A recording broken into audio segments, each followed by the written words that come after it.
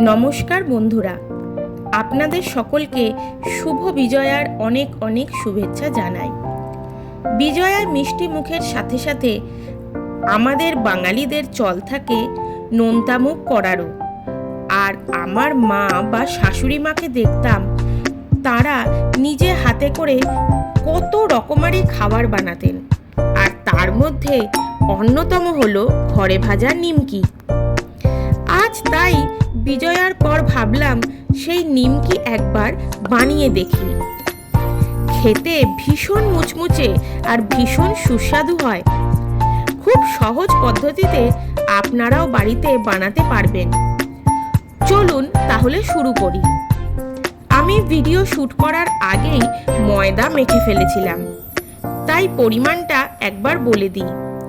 আমি এখানে 1.5 কাপ ময়দা নিয়েছি, তার মধ্যে 1 টেবিল চামচ নুন দিয়েছি, সামান্য কয়েক দানা চিনি দিয়েছি। চিনি দিলে টেস্ট একটু ব্যালেন্স হয়। 1/2 চা চামচ খাবার সোডা অ্যাড করেছি, আর অল্প জোয়ান ও কালো জিরে মিশিয়ে নিয়েছিলাম ময়দার সাথে। তারপর ভালো করে ময়ান দিয়েছি সাদা তেল সহযোগে। আপনারা ঘিও দিতে পারেন। তেলটা 3 টেবিল চামচ মতো দিতে হবে। ময়দা গরম জলে কখনোই মাখবেন না। রুম টেম্পারেচারে যে জল থাকে সেই জল দিয়েই মাখবেন। মাখা হয়ে গেলে 2 ঘন্টা মতন রেস্টিংয়ে রাখবেন। ময়দা মাখাটা বেশি নরম করেও মাখবেন না, আবার বেশি শক্ত করেও মাখবেন না। একটু শক্তর দিক করে মাখলে ভালো হয়। তারপর লেচি কেটে গোল গোল করে রুটির মতন বেলে ফেলুন।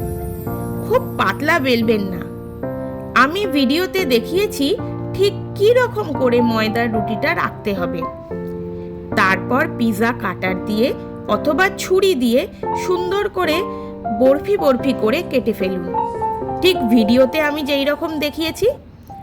আচ্ছা, আমি কিন্তু ফ্রাইং প্যানে তেল গরম করতে রেখে দিয়েছিলাম। তেল কিন্তু গরম হয়ে গেলে গ্যাসের ফ্লেমটা সিম করে দেবেন। খুব গরম তেলে নিমকি ভাজলে মুচমুচে হবে না, আর ভেতর থেকে কাঁচা থেকে যাবে, ভাজা হবে না। তাই মিডিয়াম সিম করে আঁচ রাখবেন।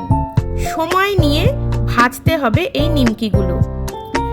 আমি একটি পরত ভাজতে দিয়ে তারপর আরেকটি ময়দার লেচি বেলে ফেলছিলাম। নিমকিগুলো তেলে উল্টে পাল্টে ভাজবেন সামান্য লাল হওয়া অবধি। লাল হয়ে গেলে বাটিতে তুলে রাখুন। দেখুন আমার নিমকি ভাজা একদম কমপ্লিট। কিরকম মুচমুচে আওয়াজ হচ্ছে। ঘরে ছোট থেকে বড় সবার পছন্দ হবেই। আপনারা এইটা বিকেলে চায়ের সাথে টা হিসাবে ভালোই অ্যাড করতে পারেন। নিমকির সাথে সামান্য চাট মশলা মিশিয়েও খেয়ে দেখতে পারেন, কিন্তু সেইটি সম্পূর্ণ অপশনাল, আপনাদের পছন্দ অনুযায়ী। ভিডিওটি লাইক করে অবশ্যই পাশে থাকবেন।